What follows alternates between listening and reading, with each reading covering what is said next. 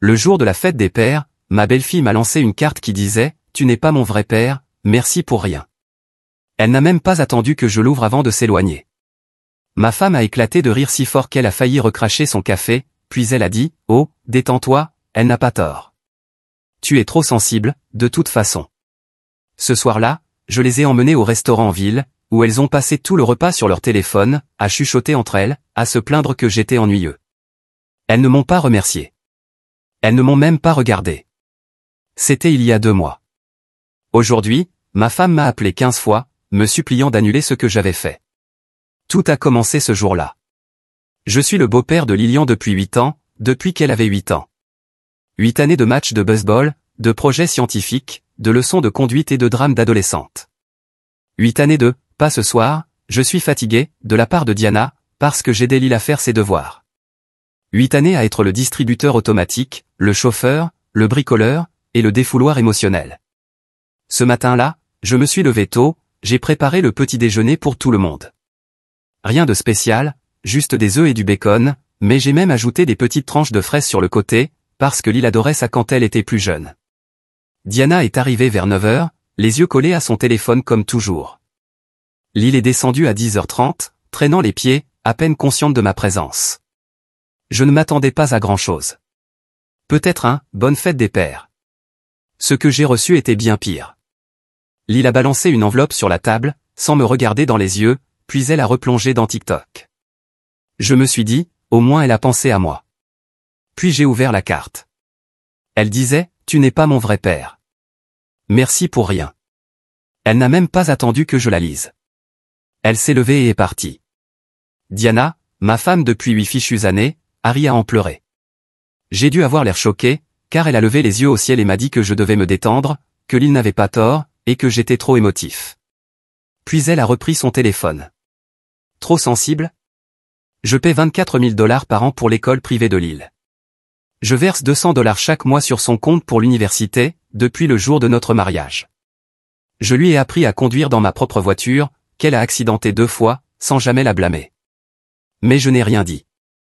Je suis resté là, tenant cette carte comme un idiot, pendant qu'elle m'ignorait toutes les deux. Ce soir-là, je les ai emmenées dans ce restaurant chic du centre-ville, celui où il faut réserver des semaines à l'avance. J'y ai dépensé plus de 3 cents $ pour le repas, sans compter 50 $ de pourboire. Durant tout le dîner, elles sont restées sur leur téléphone, riaient entre elles, partageant des blagues dont j'étais exclu. À un moment, Lil a montré quelque chose à Diana sur son écran et elles ont éclaté de rire. Quand j'ai demandé ce qu'il y avait de si drôle, Diana a répondu « Rien que tu comprendrais ». Et elles ont recommencé à m'ignorer. Lil a dit que le restaurant était ennuyeux.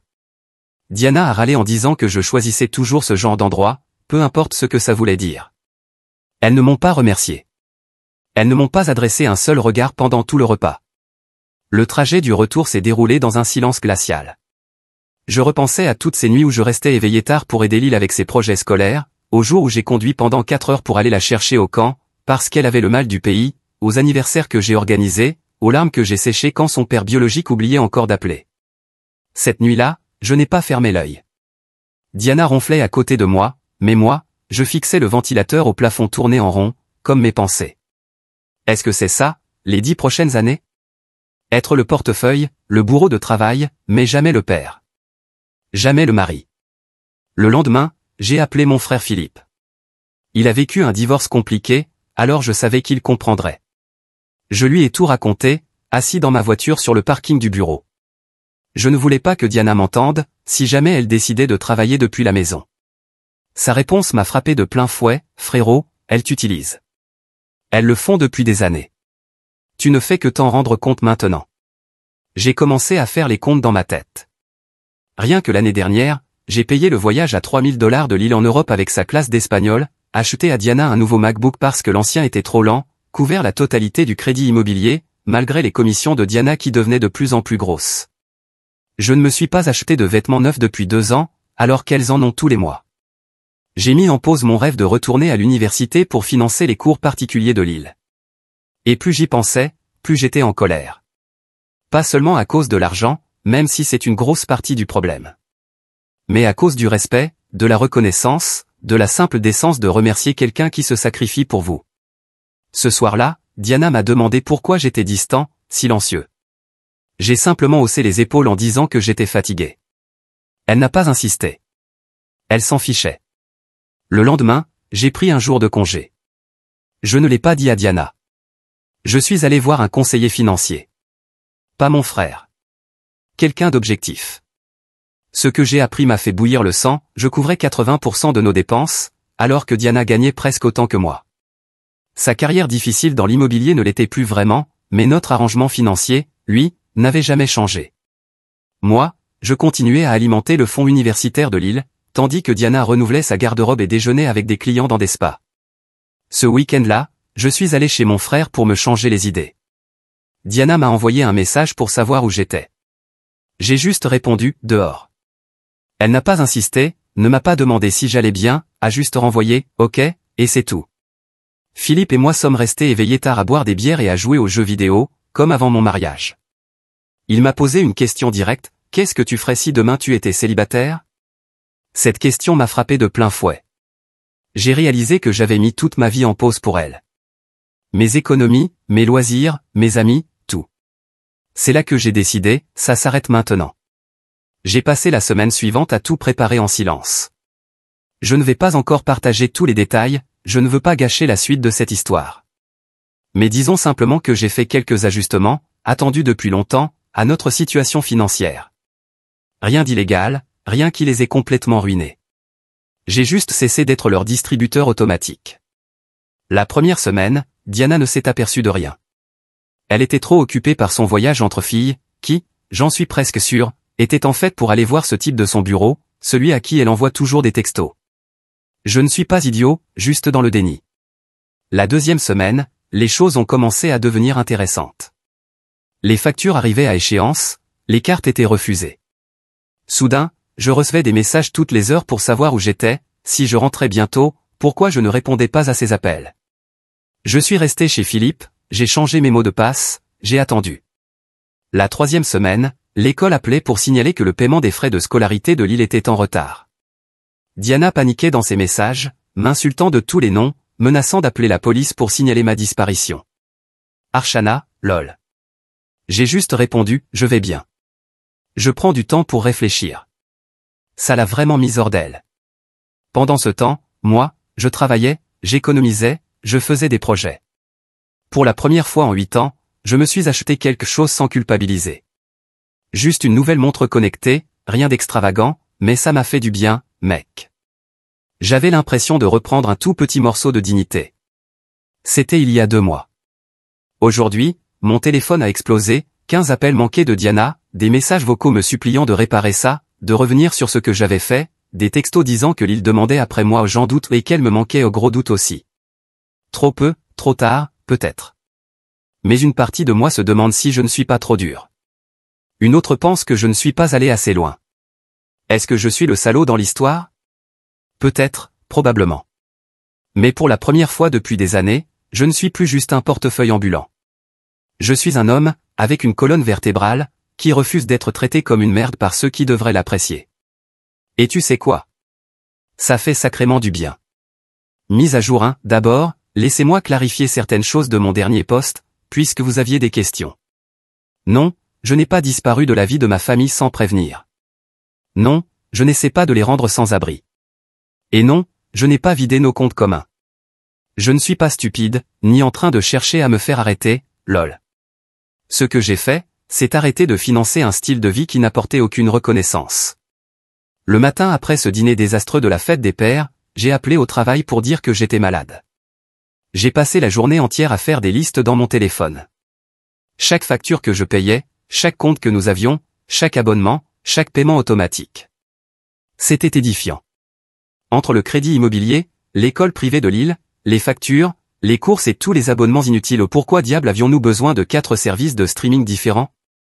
Je couvrais environ 80% de tout. Pendant ce temps, l'activité immobilière de Diana se portait très bien depuis 2 ans. Elle ne contribuait tout simplement pas à la hauteur de ses moyens. Son argent partait dans ses rendez-vous chez le coiffeur, les manucures, les week-ends entre copines, et toutes les conneries de luxe qu'elle achetait en ligne tous les 2 jours. J'ai appelé mon frère Philippe pendant ma pause déjeuner. Il a toujours été le plus calé en finance entre nous. Je lui ai demandé quelles étaient mes options. Son conseil était simple, ne fais rien de radical, ne viole aucune loi, arrête juste de surfinancer leur vie.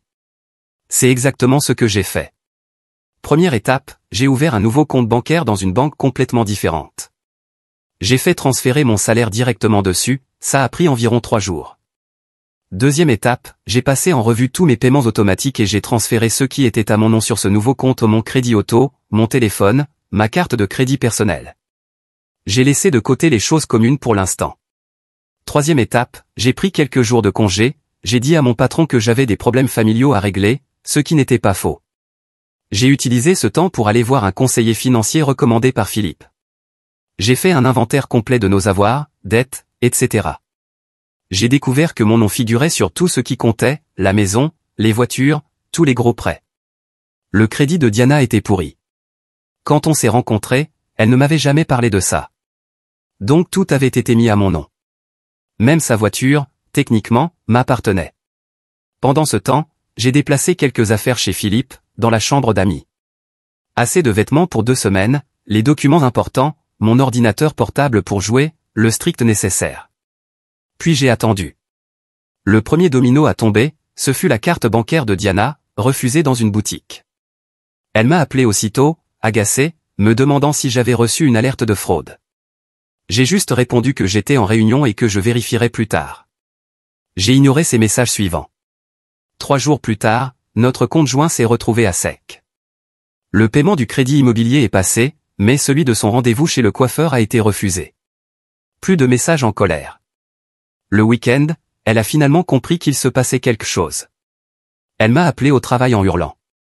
J'ai dû sortir pour prendre l'appel. Elle exigeait de savoir pourquoi il n'y avait plus d'argent sur notre compte. J'ai juste dit que j'avais fait quelques changements bancaires et qu'on devrait parler de nos finances quand je rentrerais. Sauf que je ne suis pas rentré. Je suis allé chez Dany à la place. Merci à Dany d'avoir été là tout au long de cette histoire. Au bout de 10 jours, la vraie panique s'est installée. Les factures arrivaient à échéance. Lil avait besoin d'argent pour un truc d'école. Diana envoyait des messages, alternant entre rage et inquiétude. Est-ce que je faisais une dépression? Est-ce que je cachais quelque chose? Est-ce que je la trompais? Ironique venant d'elle, mais peu importe. J'ai fini par répondre, il faut qu'on parle de notre arrangement financier. Je ne suis plus à l'aise avec la répartition actuelle. Elle a appelé immédiatement. J'ai laissé son appel aller sur la messagerie. Puis j'ai renvoyé un message, pas au téléphone. En personne. Avec des tableaux. L'école a appelé pour dire que les frais de scolarité de Lil étaient en retard. Diana m'a transféré l'email avec Justin, en guise de message. Je n'ai pas répondu. 2 semaines plus tard, j'ai enfin accepté de la rencontrer, dans un café près de chez Dany. Terrain neutre. Assez public pour qu'elle ne puisse pas faire de scandale. Elle adore faire des scènes. Quand je suis arrivé, Diana avait l'air différente. Les cernes sous ses yeux montraient qu'elle ne dormait plus bien. Ses cheveux étaient attachés en chignon désordonné, au lieu d'être parfaitement coiffés. Pendant une seconde, j'ai presque eu pitié. Puis elle a commencé à me dire que je me comportais comme un gamin, que je la punissais elle et Lil, que je devais arrêter mon cirque et rentrer à la maison. J'ai sorti ma tablette, ouvert un tableau Excel, et je l'ai glissé de l'autre côté de la table. Colonne A, tout ce que je payais chaque mois. Colonne B, tout ce qu'elle payait. Colonne C, nos revenus respectifs. Les chiffres ne mentent pas. Elle a regardé ce tableau pendant ce qui m'a semblé une éternité. Puis elle a essayé de retourner la situation, disant que j'étais en train de la contrôler par l'argent, que je tentais de les manipuler financièrement. J'ai juste ri. Je lui ai demandé comment cela pouvait être de l'abus financier de simplement arrêter de lui donner l'argent que je gagnais. Je lui ai demandé pourquoi elle ne contribuait pas équitablement, alors qu'elle gagnait presque autant que moi désormais. Elle n'a pas su quoi répondre. Elle répétait juste que je faisais une fixation sur cette histoire de fête des pères, que j'exagérais, que Lil traversait juste une phase. J'ai sorti un autre document, une liste de tout ce que j'avais dépensé pour Lil depuis notre mariage, frais de scolarité privée, colonie de vacances, cours de danse, appareils dentaires, voyages, vêtements, factures de téléphone, le fonds pour l'université qui comptait maintenant plus de 20 000 $. Diana est devenue très silencieuse. Puis elle m'a demandé ce que je voulais. Ce que je voulais? Du respect. De la reconnaissance. Ne pas être traité comme un distributeur automatique sur pattes.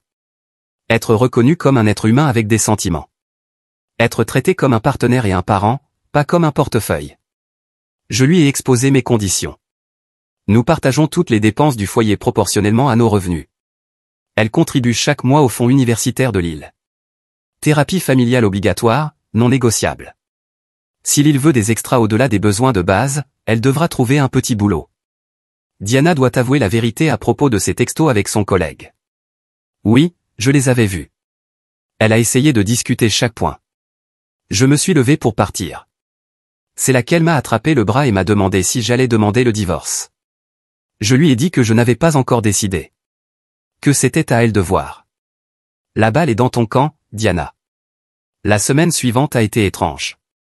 Je suis resté chez Dani, mais je suis rentré à la maison pendant la journée, quand elles étaient sorties, pour récupérer plus de mes affaires. J'ai changé les mots de passe de tous les services de streaming mesquins, je sais, mais étrangement satisfaisants. J'ai retiré mon nom des factures d'électricité, pour qu'elles soient transférées à son nom. J'ai annulé plein d'abonnements qu'on n'utilisait jamais. Les messages de Diana sont passés de la colère à la panique, puis aux supplications. Même Lille m'a envoyé un message, pour la première fois depuis des mois, me demandant quand je rentrais. J'ai juste répondu que j'étais en train de réfléchir. Au bout de 3 semaines, j'ai reçu un email de Diana, avec un tableau budgétaire en pièces jointes. Sa tentative pour me montrer qu'elle faisait un effort. Le problème, c'est qu'elle m'avait quand même attribué environ 70% des dépenses. Bien essayé. J'ai répliqué avec mon propre tableau, 55% pour moi, 45% pour elle, basé sur nos revenus, plus mes conditions supplémentaires. Pas de réponse pendant 2 jours. Puis juste un simple « d'accord ». Quand rentres-tu ? Je n'ai pas répondu tout de suite. Je n'étais pas sûr de vouloir revenir, honnêtement. Une partie de moi profitait de la tranquillité chez Dani, de jouer à Elden Ring jusqu'à 2 heures du matin, de commander à manger quand j'en avais envie, de ne pas avoir à marcher sur des œufs chez moi. Mais une autre partie de moi regrettait ma vie, mon lit, ma routine. Même les regards agacés de Lille et les portes claquées me manquaient. C'est bizarre, je sais. J'ai finalement envoyé un message à Diana, je passerai samedi pour parler, en personne. Tous les 3. Samedi est arrivé. Je suis venu avec Dani, en soutien. Il est resté dans la voiture, au cas où ça tournerait mal. Entrer dans ma propre maison m'a semblé étrange, comme si j'étais un visiteur. Diana avait préparé mon plat préféré, des lasagnes. Lille était assise à table, pas enfermée dans sa chambre. La maison était plus propre que je ne l'avais vue depuis des mois. La conversation a été tendue. Beaucoup de larmes de la part de Diana, vraies ou fausses, je ne savais plus. Lille fixait surtout la table, mais je l'ai vu me jeter quelques regards. J'ai de nouveau exposé mes conditions, en détail, avec les tableaux imprimés. Plus de promesses vagues, tout devait être écrit noir sur blanc. Diana a accepté tout, même la thérapie, trop vite si vous voulez mon avis. Lille n'a pas dit grand-chose, elle a juste hoché la tête quand j'ai parlé de trouver un petit boulot le week-end, si elle voulait continuer ses loisirs coûteux. Je leur ai dit que j'allais réfléchir à l'idée de revenir vivre à la maison, mais qu'il fallait d'abord quelques changements. Mon bureau était désormais interdit, sauf si je les y invitais. Dîner en famille 2 fois par semaine, sans téléphone. Je ne participerai plus aux activités de Lille, sauf si elle me le demandait directement et poliment. Diana devait être totalement transparente sur ses relations de travail où elle savait ce que je voulais dire. Elles ont toutes les deux accepté, encore une fois, trop facilement. Je ne suis pas rentré ce jour-là. Je leur ai dit que je resterais encore un peu chez Dani, mais que je passerais dîner mercredi pour voir comment ça évoluait. En partant, Diana m'a pris dans ses bras, m'a murmuré qu'elle était désolée et qu'elle me manquait. Ça sonnait comme appris par cœur, comme si elle disait ce qu'elle pensait que je voulais entendre. Lille m'a fait un câlin maladroit, de côté un progrès, j'imagine. J'ai passé les jours suivants à ramener certaines de mes affaires à la maison, mais j'ai gardé la chambre d'amis chez Dani comme plan B. Problème de confiance ? Oui, probablement. Le dîner de mercredi a été tendu. Celui de vendredi, un peu mieux. La semaine suivante, j'ai passé 3 nuits à la maison. Celle d'après, 5. Les choses semblaient s'améliorer, mais quelque chose clochait. Diana était trop conciliante, trop douce. Je sentais que quelque chose allait tomber. Et c'est tombé hier. Je travaillais à la maison quand une notification d'email est apparue. Diana avait oublié de se déconnecter de son compte sur notre tablette partagée. L'email venait de sa banque. Objet, approbation de prêt. Je n'aurais probablement pas dû l'ouvrir, mais après tout ça, oui, je l'ai ouvert. Diana avait contracté un prêt personnel de 25 000 $. La veille, sans m'en parler. J'ai creusé un peu, consulté nos relevés de cartes bancaires, ceux auxquels j'avais encore accès. J'y ai trouvé des dépenses étranges, datant de plusieurs mois, des hôtels où je n'étais jamais allé, des restaurants où nous n'étions jamais allés ensemble. Puis j'ai trouvé la bombe, un paiement à un avocat spécialisé en divorce, datant de 6 semaines auparavant. Avant la fête des pères. Avant mon réveil financier. Elle avait prévu de partir depuis le début. J'ai appelé Dani, j'ai appelé Philippe, j'ai appelé le conseiller financier. J'ai pris certaines mesures, que je ne peux pas détailler ici parce que c'est déjà bien trop long. Ce matin, Diana m'a appelé 15 fois pendant que j'étais en réunion. Elle m'a laissé des messages vocaux, me suppliant de revenir sur ce que j'avais fait, disant qu'il fallait qu'on parle d'urgence, que ce n'était pas ce que je croyais. J'ai répondu par un seul mot. Sa réponse est arrivée immédiatement, rentre à la maison maintenant, s'il te plaît. Je peux tout expliquer. Voilà où j'en suis, en train d'écrire cette mise à jour, garée devant chez Dani. Je ne sais pas ce que je vais trouver en rentrant, mais j'ai comme un pressentiment que ce ne sera pas la réconciliation en larmes qu'elle essaie de faire croire. Je vous tiendrai au courant dès que je pourrai. Souhaitez-moi bonne chance, Reddit. Dernière mise à jour, reprenons là où je m'étais arrêté. Moi, assis devant chez Dani, sur le point de rentrer après avoir découvert que Diana avait pris un prêt de 25 000 $ et payé un avocat spécialisé en divorce, 6 semaines avant la fête des pères, avant mon réveil financier, pendant que je payais encore tout avec le sourire. Le trajet de retour m'a semblé irréel, comme si je flottais hors de mon corps, me regardant agripper le volant trop fort. Ma playlist était en lecture aléatoire, et la chanson Obi-For et Cheats est passée, ce qui m'a fait rire, ce genre de rire étrange quand l'univers a un sens de l'humour tordu. Je me suis garé dans notre allée, et je suis resté là 1 minute. La maison avait l'air comme d'habitude. La porte du garage, que Diana avait promis de réparer, avait toujours cette bosse depuis qu'elle l'avait emboutie l'hiver dernier. Les pots de fleurs que j'avais plantés au printemps étaient en train de mourir, faute d'eau. 8 ans de ma vie dans cet endroit, et soudain, j'avais l'impression d'entrer chez un étranger. Quand je suis entré, Diana faisait les 100 pas dans la cuisine, les cheveux en désordre, toujours en tenue de sport depuis le matin. Elle s'est figée en me voyant. Pendant une seconde, aucun de nous n'a dit un mot. Puis le barrage a cédé. Elle s'est mise à débiter un flot de paroles, disant que j'avais tout mal compris, que le prêt était pour les frais médicaux de sa mère. Sa mère, avec qui nous n'avions plus de contact depuis 2 ans, après qu'elle m'a qualifié de remplaçant ennuyeux à Thanksgiving. Que la consultation chez l'avocat n'était qu'exploratoire, parce qu'elle se sentait incertaine à propos de nous. Je suis resté là, les bras croisés, la laissant tourner en rond. J'ai fini par lui demander ce qu'étaient ses frais d'hôtel, ses notes de restaurant. Elle a prétendu que c'était des réunions de travail, des rendez-vous avec des clients, des visites tard le soir. Bien sûr. J'ai sorti mon téléphone et lui ai montré les captures d'écran des messages qu'elle avait échangés avec ce collègue. Ceux où il parlait des meilleurs tarifs de week-end dans certains hôtels. Ceux où elle se plaignait que j'étais totalement détaché de notre mariage. Son visage s'est effondré. Pas des pleurs jolies comme dans les films. Les pleurs moches, avec les larmes, le maquillage qui coule, et tout. Il s'est avéré qu'elle voyait ce type depuis environ 4 mois. Rien de physique encore, soi-disant, mais clairement une relation émotionnelle. Elle avait prévu de demander le divorce juste après la fin de l'année scolaire de Lille. Le prêt, c'était son fonds d'évasion, de l'argent pour se trouver un nouvel endroit où vivre et subvenir à ses besoins jusqu'à ce que le divorce soit finalisé. Elle pensait qu'avec mon bon caractère, je continuerais à tout payer pendant la séparation. La carte pour la fête des pères? C'était censé être le début de la distance, pour me faire sentir indésirable, afin que je ne me batte pas trop pour les garder quand elle lâcherait la bombe du divorce. J'ai juste ri. Pas parce que c'était drôle, mais parce que pouvais-je faire d'autre? Toutes ces années à essayer d'être le beau-père parfait, le mari attentionné, et voilà ce que je recevais en retour. Quand j'ai enfin parlé, j'ai posé la seule question qui comptait, où est Lille? Diana a dit qu'elle était chez une amie. Bonne chose. Elle n'avait pas besoin d'assister à cette débâcle. Je lui ai dit que je savais pour l'avocat spécialisé en divorce avant même de partir, que j'avais vu la dépense des semaines auparavant, mais que je m'étais convaincu que c'était pour son activité immobilière. Que j'étais dans le déni, parce que je voulais croire que nous étions une famille. Elle s'est assise à la table de la cuisine, m'a demandé si j'allais les mettre à la porte, si j'allais demander le divorce en premier. Je n'ai pas répondu directement, je lui ai juste demandé si elle voyait toujours ce type. Elle a baissé les yeux, ce qui suffisait comme réponse.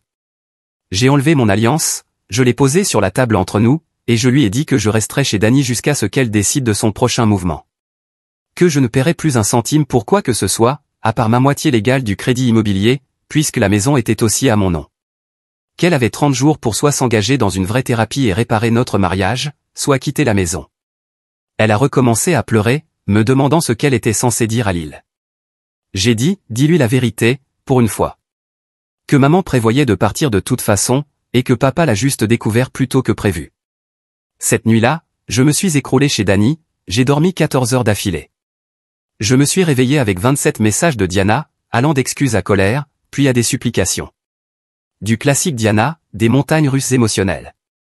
La vraie surprise est arrivée le lendemain, quand mon téléphone a vibré avec un message de Lyle. Il disait simplement, c'est vrai que maman allait te quitter? J'ai fixé ces mots pendant longtemps. Comment répondre à ça? Comment dire à une gamine de 16 ans que sa mère prévoyait de faire exploser leur vie? Mais comment mentir à une enfant qui mérite la vérité? J'ai répondu, oui. Je viens juste de l'apprendre aussi. 3 petits points sont apparus, ont disparu, puis réapparus. Finalement, c'est dégueulasse. Venant de Lyle, c'était presque une déclaration de soutien. La semaine suivante a été chaotique. Diana a déplacé la plupart de ses affaires chez son amie Shirley, pas chez le collègue. Je suppose que cette romance s'est refroidie quand la réalité financière l'a frappée. Lyle a décidé de rester à la maison, ce qui m'a choqué. Je suis retourné dans la chambre principale pendant l'absence de Diana, j'ai changé les serrures, changé le mot de passe du Wi-Fi. Petite victoire. Notre première séance de thérapie était exactement aussi gênante que ce qu'on pouvait imaginer. Diana a passé la plupart du temps à essayer de se faire passer pour la victime d'un mariage sans amour. La thérapeute, une femme stricte d'une 50aine d'années qui me rappelait mon prof de maths du lycée, n'y croyait pas une seconde. Quand Diana a évoqué la carte de la fête des pères comme preuve que même Lyle savait que notre couple ne marchait plus, la thérapeute lui a demandé si Lyle avait écrit ça d'elle-même ou si Diana le lui avait suggéré. Le visage de Diana est devenu rouge au bingo. Il s'est avéré que Diana avait dit à Lyle d'écrire ce message, qu'elle lui avait fait croire que j'avais prévu de les quitter de toute façon, et qu'elle devait se protéger. Elle l'empoisonnait émotionnellement contre moi depuis des mois. La thérapeute a recommandé des séances séparées pendant un temps. Pendant ce temps, la réalité financière frappait fort. Le salaire de Diana couvrait les besoins de base, mais pas le train de vie auquel elles étaient habituées. Lyle a dû trouver un petit boulot le week-end, au centre commercial la première fois qu'elle travaillait de sa vie. Elle est rentrée après son premier service, s'est effondrée sur le canapé, et a déclaré « Les gens sont horribles ». J'ai juste hoché la tête, et je lui ai glissé une assiette de la pizza que j'avais commandée. C'était la première vraie conversation que nous avions eue depuis des mois. 2 semaines après notre séparation, Diana m'a envoyé un message pour me demander de parler sans avocat ni thérapeute. Nous nous sommes retrouvés dans un Starbucks. Elle avait l'air fatiguée, presque humble. Elle a admis la liaison seulement émotionnelle, soi-disant a admis avoir manipulé Lyle, admis avoir prévu de me prendre par surprise avec le divorce. Mais elle a aussi dit quelque chose à quoi je ne m'attendais pas, qu'elle était malheureuse depuis des années, mais qu'elle ne savait pas comment le dire. Qu'elle se sentait piégée par ma gentillesse. Comment quitter quelqu'un qui, sur le papier, fait tout bien? Qu'elle s'était convaincue que moi aussi, j'étais malheureux, mais que je le cachais mieux. Que l'histoire de la fête des pères était son subconscient essayant de me faire passer pour le méchant, pour ne pas avoir à l'être elle-même. Je lui ai demandé pourquoi elle me disait tout ça maintenant. Elle a répondu que la thérapie lui faisait voir les choses autrement. Que perdre son petit confort était un électrochoc, qui lui faisait comprendre ce qui comptait vraiment. Puis elle m'a demandé s'il y avait une chance de nous réparer. Je lui ai dit que, honnêtement, je ne savais pas. Que je n'étais pas sûr de pouvoir lui faire confiance à nouveau. Que la Diana que je pensais avoir épousée n'avait jamais existé. Elle a hoché la tête, n'a pas discuté, a juste dit qu'elle comprenait, et a demandé si nous pouvions continuer la thérapie, ne serait-ce que pour Lyle. J'ai accepté, pour cela au moins. Le mois suivant a été étrange. Diana est restée chez Shirley, mais elle venait pour la thérapie familiale 2 fois par semaine. Lyle a commencé, petit à petit, à me parler davantage. D'abord de petites choses, me demander de l'aide pour ses devoirs, se plaindre de son boulot ou des trucs normaux d'adolescente. Puis des choses plus importantes. Ce qu'elle avait ressenti quand son père biologique était parti. À quel point elle était perdue quand Diana avait commencé à dire du mal de moi. Un soir, Lyle a frappé à la porte de mon bureau et m'a tendu une carte, pas une carte achetée, une qu'elle avait faite elle-même. Il y avait juste marqué « Désolé » sur le devant, avec un gâteau mal dessiné. Le dessin, ce n'était jamais son truc. À l'intérieur, elle avait écrit « Je n'aurais pas dû dire ces choses à la fête des pères. Maman m'a dit de le faire, mais j'ai quand même choisi de le faire. Tu ne méritais pas ça.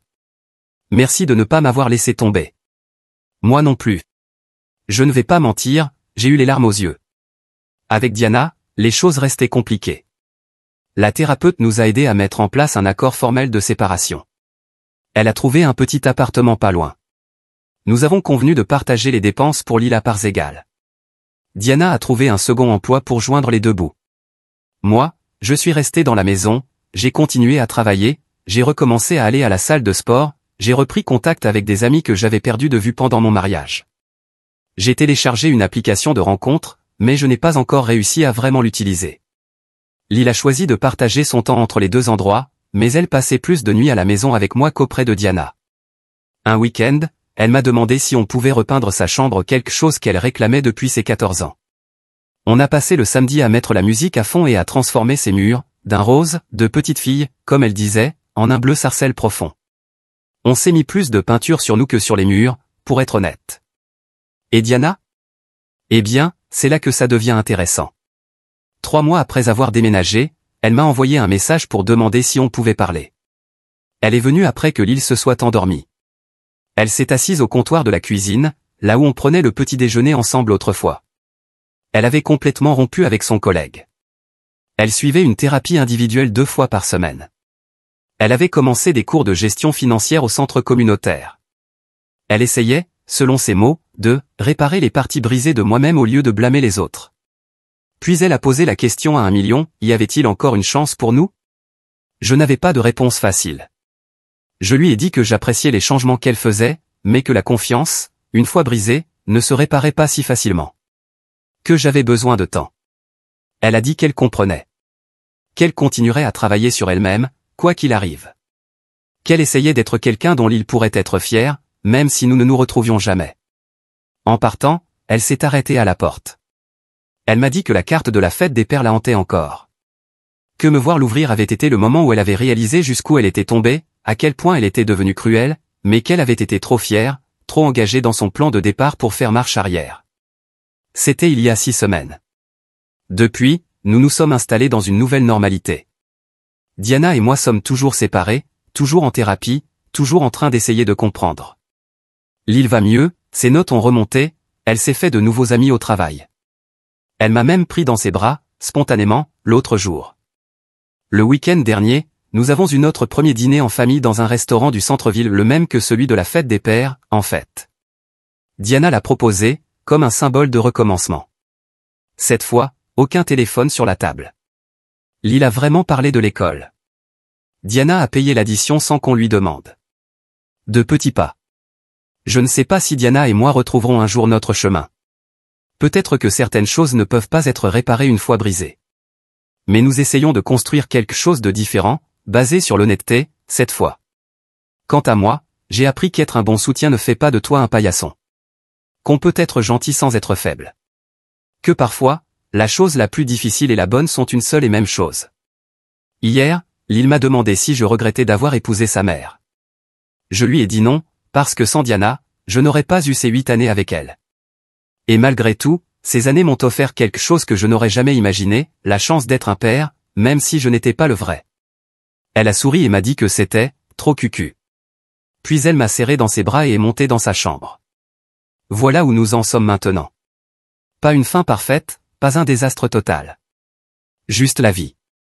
Désordonnée, compliquée, qui continue. Merci de m'avoir écouté Reddit. Vos commentaires et votre soutien m'ont aidé plus que vous ne pouvez l'imaginer. Merci de votre attention. Si vous n'êtes pas encore abonné, n'hésitez pas à le faire et à activer la cloche de notification pour ne rien manquer des histoires vraies et bouleversantes qui se passent tout autour de vous.